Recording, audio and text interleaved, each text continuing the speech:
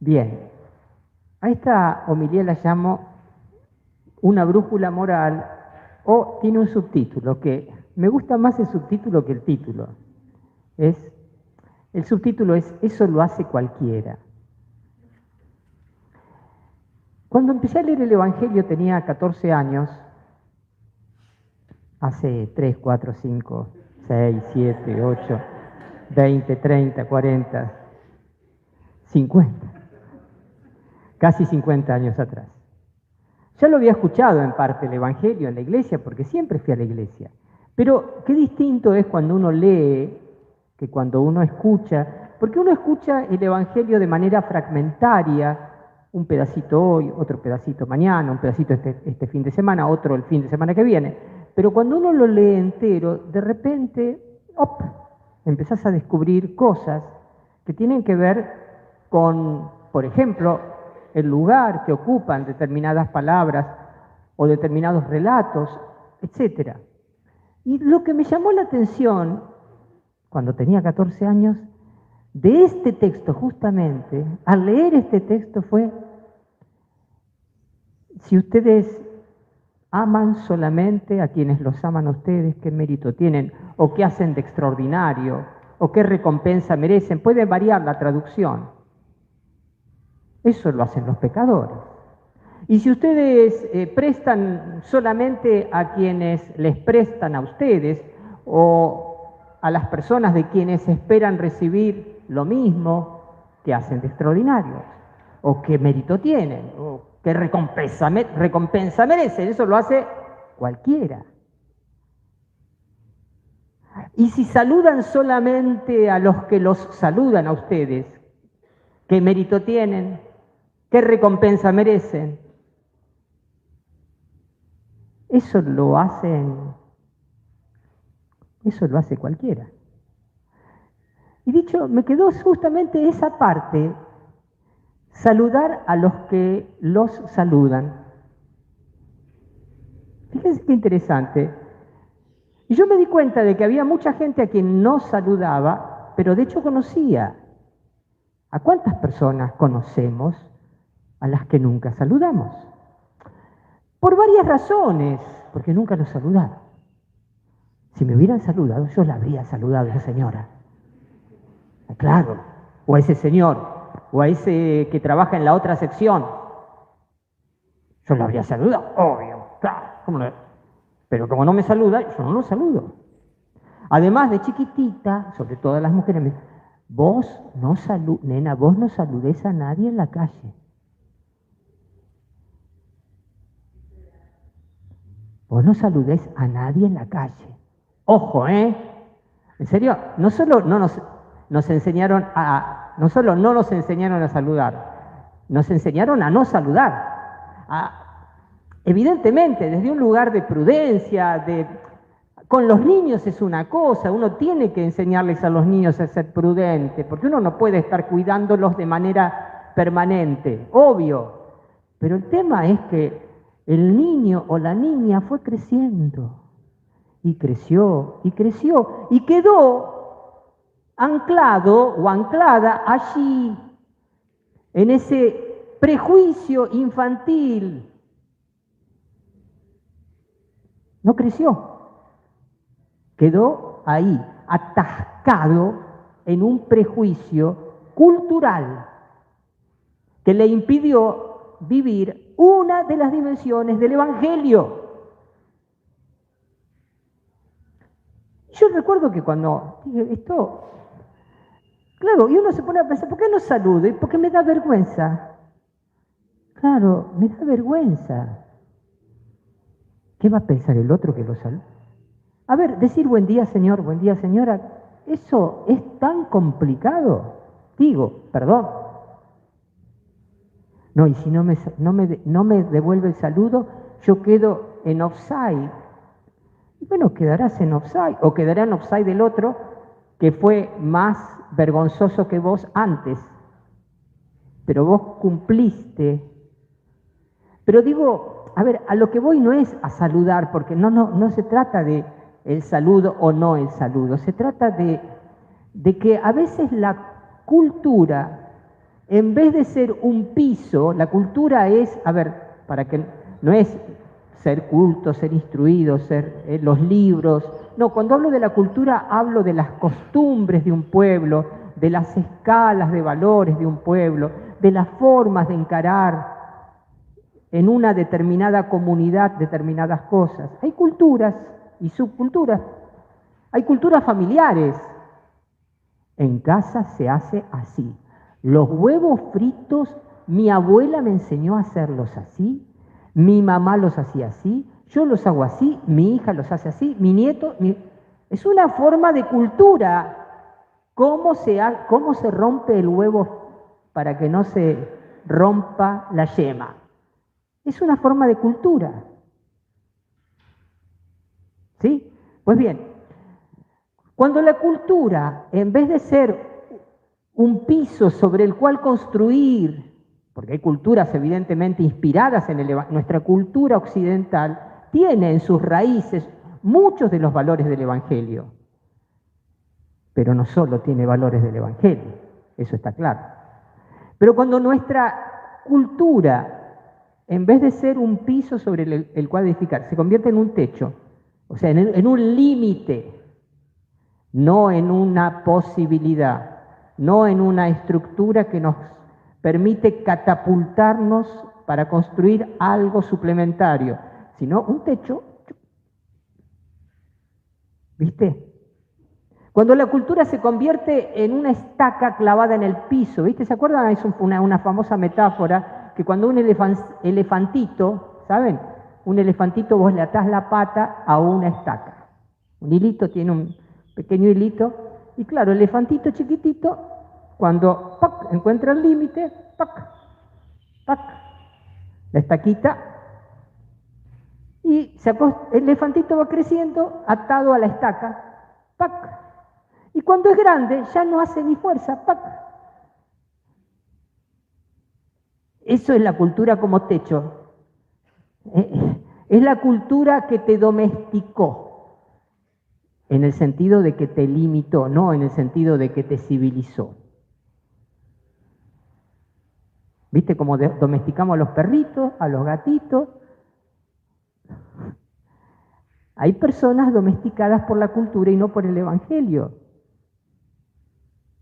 Pues bien, ¿qué quiere decir Jesús? ¿Que estemos en contra de nuestra cultura? No, no, no. Por supuesto que no. De hecho, Jesús vivió la cultura de su propio pueblo, pero la superó. Y sus propuestas morales son una brújula, decía, son una brújula dentro del mundo entero y sus alrededores. Me explico. El pueblo de la antigua alianza se consideraba orgulloso, el pueblo judío de la primera alianza se consideraba orgulloso de las leyes sabias y justas que tenía. ¿Las vivía? Trataba. A veces sí, las vivía. Tuvo ese pueblo expresiones de santidad, grandes profetas, grandes patriarcas. Reyes muchos no, grandes, pero tuvo algunos grandes reyes. Pero tuvo grandes hombres y mujeres. Pero la mayoría del pueblo, por decirlo así, la multiplicidad de leyes morales, cultuales, sociales que tenían, a veces las cumplían y a veces no. O mejor dicho, dejaban bastante que desear. Y sin embargo, aunque dejaban bastante que desear, se enorgullecían de tener un cuerpo legislativo tan sabio y tan justo. Miren qué interesante. Voy a decir algo que el Espíritu Santo me soplaba hace un rato. Lo voy a adelantar ya, pero después lo voy a profundizar. La ley era para ellos una vara alta, pero no estaba destinada esa ley o esa vara elevada a sentir frustración porque no llego, sino a sentir esperanza porque todavía no llegué. Volveré sobre esto. Si la ley de la antigua alianza, si la ley de la primera alianza era algo de lo que los judíos se sentían orgullosos, no es que se sentían orgullosos de ellos, se sentían orgullosos de la ley que tenían. ¿Qué pueblo tiene leyes tan sabias y justas como nosotros tenemos? Y si se mira la historia de la civilización, simplemente es sin fe, y se hace un estudio comparado de las religiones antiguas, vamos a poner en el siglo X antes de Cristo, donde las grandes civilizaciones, la civilización babilónica, la civilización egipcia, la civilización asiria, todavía los persas no habían llegado a desarrollar una... Hablo de las civilizaciones del Medio Oriente, no hablo del lejano Oriente. Si se hiciera una comparación de los... y tenemos, ya estamos en la civilización escrita, ya hay códigos escritos de aquellos tiempos y la arqueología los ha descubierto. Pero fíjense qué interesante, la arqueología tuvo que descubrir códigos antiguos, como el código de Hammurabi, de Babilonia, del antiguo imperio babilónico.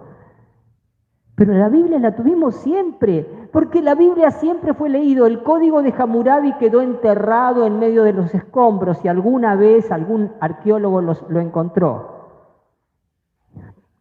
Pero la Biblia nunca estuvo enterrada, porque siempre estuvo viva. Pues bien, si hacemos una comparación de los códigos de aquella época, decimos, la verdad, sin fe, yo no te pido que tengas fe en este momento, poner la fe en tuya entre paréntesis. La verdad, estos tipos eran unos genios para establecer una serie de leyes morales y sociales tan profundas y tan minuciosas. ¿Y qué pueblos tienen leyes tan sabias y justas como nosotros tenemos? Pues bien, volvamos a la fe. Si esto era cierto de ellos, de los judíos, 10, 12 siglos, 13 siglos antes de Cristo, ¿cuánto más lo es del pueblo de la Nueva Alianza? Si miramos esto que es parte de lo que leímos hoy, parte del famoso Sermón de la Montaña, según San Mateo, o Sermón de la Planicie, según San Lucas. Esto acordate vos, que sos mi teóloga. En el Evangelio, ¿sabés qué le cuento? En el Evangelio de Mateo se cuenta que Jesús se subió a una montaña, una montañita chiquitita, para decir todo esto. En el Evangelio de Lucas dice que cuando bajó de la montaña. Bueno, ahí no se pusieron mucho de acuerdo, pero el contenido es el mismo. Esto que escuchamos hoy,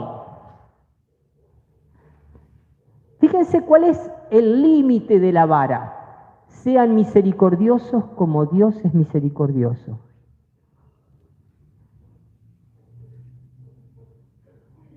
¿Para qué pone esta altura nuestro Señor? ¿Para qué? Para que nos sintamos humillados, porque nunca esta vara es el signo, es la memoria perenne de nuestra frustración.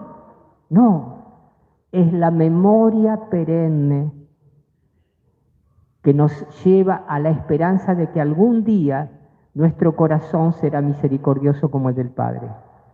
Y esta misericordia, como la del Padre, como la de Dios, esta misericordia ya va obrando en nosotros, ya se va haciendo cuando vamos perdonando, cuando vamos compadeciéndonos de los demás, cuando vamos dando y compartiendo. Y cuando vamos cumpliendo todo esto, uno se pone a pensar, si miramos hoy el cristianismo con estas leyes en el concierto de todas las religiones del mundo, ¿saben qué? Lo menos que podemos pensar es que qué pueblo tiene leyes tan sabias y justas como nosotros.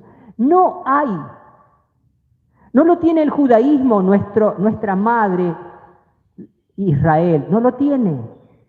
No lo tiene el Islam, que tiene páginas en el Corán extraordinarias sobre la bondad y la misericordia de Dios. No lo tiene el hinduismo, no lo tiene el budismo, no lo tiene el sintoísmo, no lo tienen, por supuesto, las religiones paganas de África, religiones animistas. Lo tenemos solo nosotros, los cristianos. Díganme si no está bueno sentirnos orgullosos de adherir con nuestra fe a la fe que nos predicó Jesús y decir qué pueblo tiene. Es una brújula moral el Evangelio, pero es una brújula moral de oro. De oro. No existe en la historia humana, no ha existido en la historia humana y no existe en la civilización humana algo tan profundo como el Evangelio de Jesucristo. Algo tan alto como el Evangelio de Jesucristo. Algo tan sabio como el Evangelio de Jesucristo. No existe. No existe. Simplemente no existe. No existe. ¿Qué pueblo tiene leyes tan sabias y tan justas como nosotros tenemos? Una brújula moral. Y les decía la vara, y acá viene una segunda revelación que me regaló el Señor. Escuchen, está muy buena, está buenísima. No es una idea mía, ¿eh? Cuando yo pensaba, pero Señor, ser misericordiosos como vos, como el Padre, eso es imposible. Y me dice el Señor, escuchen. El trabajo de nuestra configuración con la misericordia no termina en esta vida. No sé si lo están entendiendo. Repito, I repeat.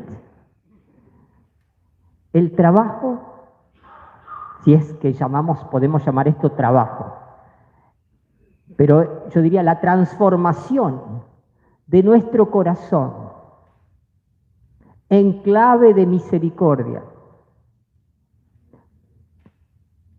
teniendo como punto de referencia el corazón de Dios, no termina en esta vida. ¿Qué quiere decir esto? Que después de esta vida, nuestro corazón en la vida eterna se va a ir configurando todavía más a la misericordia de Dios. Y tenemos, ¿saben para ello cuánto?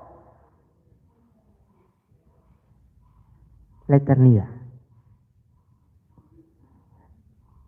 ¿Pero qué? ¿Cómo? No sé. Me venía, ¿pero qué? ¿Nos vamos a fundir en Dios? No. Porque Dios no quiere que nuestra identidad personal, somos únicos e irrepetibles. Él no quiere que nos fundamos como una gotita de agua se funde en el océano. Uno dice, ay, qué lindo, voy a hacer una gotita de agua en el océano, una gotita. ¿Viste? Una gotita con una lluvia. No. O sea, la diferencia entre Dios y nosotros es más que la de una gotita y el océano. Es muchísimo, infinitamente más. Sin embargo, el Dios en el cual creemos conservará intacta nuestra identidad eternamente. E incluso nos devolverá nuestro cuerpo glorificado al final de los tiempos. Entonces, ¿cómo es esto? Y me venía lo siguiente. ¿Quién de nosotros no experimentó alguna vez el amor misericordioso de la Virgen María? Yo muchísimas veces. Escuchen, yo estoy hablando del amor misericordioso de la Virgen María, no del amor misericordioso de Dios. Está el amor misericordioso de Dios, obvio que es el más grande, pero está también el amor misericordioso de la Virgen María. ¿Y quién no experimentó el amor misericordioso de algún santo al cual le tiene una especial devoción? Yo a San Antonio de Padua y a San José. San José, Giuseppe.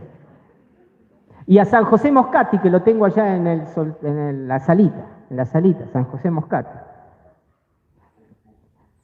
A ver, estoy hablando del amor misericordioso de la Virgen, el amor misericordioso de San José, el amor misericordioso de San Antonio, el amor misericordioso de San José Moscati, y podríamos seguir. ¿Qué quiero decir? En el cielo no hay un solo amor misericordioso.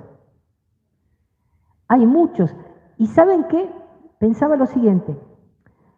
Cuando María, cuando San José y cuando cualquier santo, ¿viste? Uno nos mira, sobre todo si tuvimos santos en nuestra propia familia, aunque no estén canonizados, pero que están en el cielo, y nos miran, y ¿saben qué?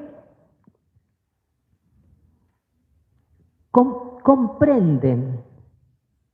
O sea, ¿qué es la misericordia? Es un amor comprensivo, no un amor que justifica el mal, pero que comprende las condiciones del que obró mal y comprende las circunstancias del que obró mal y que comprende los condicionamientos del que obró mal. Y por eso, a pesar del mal, rescata siempre el bien. No es lástima, porque a veces se confunde misericordia con lástima.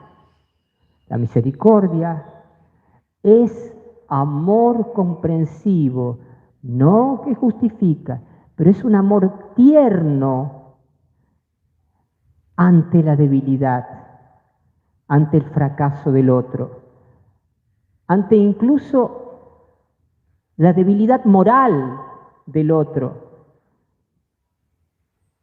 Por eso se nos habla de que las obras de misericordia, ¿se acuerdan? Entre las obras de misericordia están las corporales y las espirituales, y una de las espirituales es sobrellevar con paciencia las debilidades de los demás. Fíjense, el matrimonio, por ejemplo, es un espacio ideal, óptimo, para esta obra de misericordia espiritual. Entre los esposos, ¿cuántas veces se tienen que comprender, perdonar? No en el sentido de soportar así de te aguanto, no te aguanto más, pero te aguanto. No, soportar en el sentido de sostener al otro en su debilidad, en su fracaso, en su mambo, en sus miedos. Y en el cielo, los santos, ¿qué hacen? Están teniendo misericordia, porque cada vez tienen más misericordia, porque mirando el corazón de Dios, cada vez se llena más de misericordia, de misericordia, de misericordia. ¿Y a dónde la mandan? Si allá arriba no hace falta, acá. Allá arriba no les hace falta, están rellenos de misericordia, está Dios. ¿A dónde la mandan? Al mundo. Por eso, los que han partido en el Señor no se durmieron no, se fueron a laburar de otra manera, a crecer en misericordia y a ser instrumentos de la misericordia de Dios sobre nosotros. Termino. ¿Por qué hablé de la misericordia? Porque la misericordia es el valor moral más alto del cristianismo.